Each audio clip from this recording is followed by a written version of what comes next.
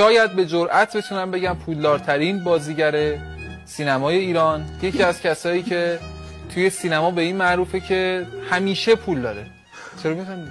خوب بود، تعریف خوبی بود، حال کردم. چیکار می‌کنی با پولات؟ اگه تئاتر پول داشت میکائیل شهرستانی عکس مینداخت، میذاشت پوز نیست سبک زندگیم. خودم خندم گرفت. از اول بر نمیگردونه تئاتر پولشو؟ تئاتر اگه پول داشت میکائیل شهرستانی عکس میذاشت، میذاشت پوز نیست سبک زندگی. تئاتر پول نداره.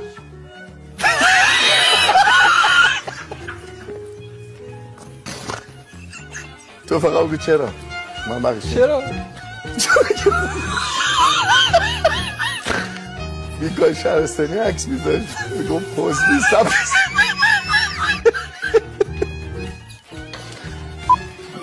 پولاتو چیکار کردی؟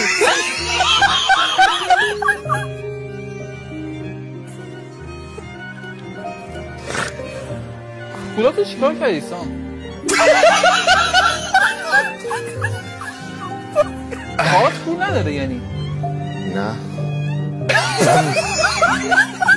یه دونه آخری. نه من ببین اولش نخندیم تمام. من بازیگرم، نتونم کنترل کنم که خیلی بده. آره واقعا. تئاتر پول نداره نه؟ نه. اگه داشت چی میشد؟